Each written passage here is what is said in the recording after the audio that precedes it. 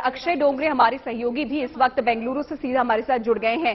सबसे पहले अक्षय आपके पास आऊंगी क्योंकि अभी अभी प्रधानमंत्री का संबोधन वहां पर हुआ है, उद्घाटन यहां पर हो चुका है, कल ही उनकी तरफ से किया गया है। क्या कुछ खास इस वक्त वहां पर नजर आ रहा है, क्या कुछ हलचल वहां पर इस वक्त हो रही है, थोड़ा हमारे दर्शकों को बताएं और दिखाएं वहां की तस्वीरें।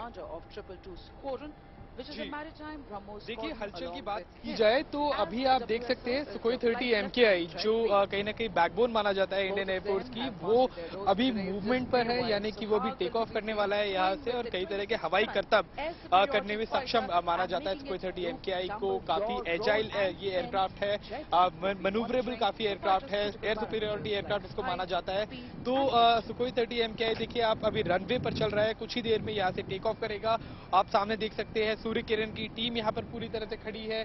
सारंग जो हेलीकॉप्टर की टीम है वो भी यहाँ पर जो एयर स्ट्रिप है यहाँ पर खड़ी है, पार्क्ड है और कुछ ही देर में ये सभी एयरक्राफ्ट हवा में होंगे, तरह तरह के करतब करेंगे, तरह तरह के एयर शोज करेंगे और ये सभी ना सिर्फ बस एंटरटेनमेंट के लिए यानी कि मनोरंजन का साधन है, बट ये कहीं ना कहीं भारतीय वायुसेना, भारतीय एयरफोर्स के जितने भी पायलट्स हैं उनकी स्किल्स को दर्शाने के लिए ये इन सभी एयर शोज को किया जाता है और इसीलिए यहाँ पर ये सभी एयरक्राफ्ट यहाँ आप देख सकते हैं कि लगाए। बिल्कुल अक्षय थोड़ा ये भी जानना चाहेंगे आपसे क्योंकि इस वक्त आप वहां पर हैंगर पर मौजूद हैं और अलग अलग वहां पर विमान यहां पर हम देख भी पा रहे हैं, लेकिन ये बताएं कि सबसे खास इस बार के एरो इंडिया शो में क्या है जिस पर सबकी नजरें टिकी हुई हैं। देखिए, जो पूरा एयर शो है अपने आप में ही काफी खास माना जा रहा है क्योंकि पिछले साल एरो इंडिया नहीं हो पाया था और इस बार जो हो रहा है तो न सिर्फ इसका जो पूरा का पूरा एरिया है उसको बढ़ाया गया है, 23,000 स्क्वायर मीटर से 35,000 स्क्वायर मीटर इसको किया गया है, बल्कि जितने देश इस एयर शो में शिरकत कर रहे हैं उनकी संख्या भी 55 से 100 के करीब पहुंच चुकी है, यानी कि दुगनी हो चुकी है। बात की जाए मेमोरेंडम ऑफ अंडरस्टैंडिंग की तो पिछली बार तकरीबन 200 MOU साइन किए गए थे, इस बार 250 करने की उम्मीद है। अगर एक एक्सपोर्ट की तरफ, एक एक्सपोर्ट के नजरिए से देखा जाए तो 2025 तक भारतीय वायुसेना की, भारतीय डिफेंस इंडस्ट्री का एक गोल है कि 35,000 करोड़ रुपए तक का जो डिफेंस इक्विपमेंट है वो हम एक्सपोर्ट करें अपने देश के लिए जो मैन्युफैक्चर करेंगे उससे अलग। तो इनमें ना सिर्फ एयरक्राफ्ट शामिल होंगे, इनमें हेलीकॉप्टर्स भी रहेंगे, इनमें मिसाइल्स भी रहेंगी, इनमें ड्रोन्स भी रहेंगे। वापस लौटूंगी आपके पास, वापस लौटूंगी। विंग कमांडर भी हमारे साथ मौजूद है। मैम, आपसे यहां पर जानना चाहूंगी कि पिछले 10 सालों में बहुत कुछ बदला है, बहुत कुछ भारत ने देखा है, उपलब्धियां हासिल की हैं और आज जो ये एरो इंडिया शो बेंगलुरु में हो रहा है इसको लेकर आप क्या कुछ कहना चाहेंगी, कितना बदला है यहां पर?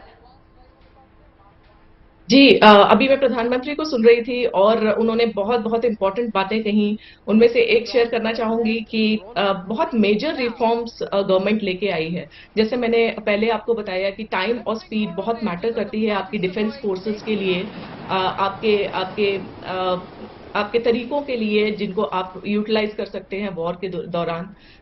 ये जो रिफॉर्म्स हैं इन सब ने हमारी स्पीड बहुत बढ़ा दी है। उससे क्या हुआ है कि हमारे बहुत सारे जो ब्लॉकर्स थे वो हट गए हैं। तो ये एक मेजर रिफॉर्म जब गवर्नमेंट की तरफ से होता है तो ये सबके लिए रास्ता बहुत आसान कर देता है। दूसरी चीज जो प्रधानमंत्री जी बोलिए मैम। दूसरी चीज जो प्रधानमंत्री ने बहुत इंपॉर्टेंट कही, that was about demand, capability and experience. आप देखेंगे कि ये डिमांड पूरे वर्ल्ड में अब एरोस्पेस एविएशन की डिमांड बहुत ज्यादा बढ़ चुकी है। आज देश का हर आम आदमी उड़ रहा है।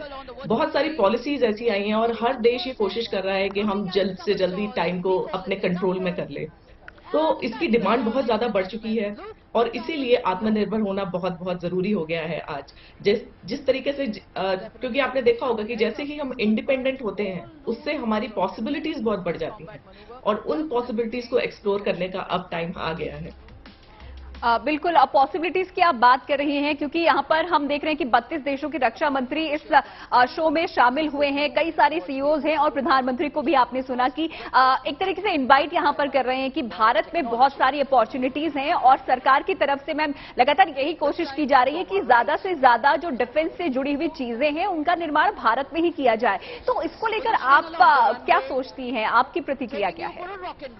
देखिए, जब देश आत्मनिर्भर हो जाता है और और हर चीज हमारे पास जो डिफेंस फोर्सेस यूटिलाइज कर रहे हैं वो हमारे इन हाउस बनती है, तो ये एक बहुत बड़ा इंपॉर्टेंट फैक्टर है। वो डिफेंस फोर्सेस को बहुत स्ट्रांग करता है कि आप किसी और देश के ऊपर डिपेंडेंट नहीं है।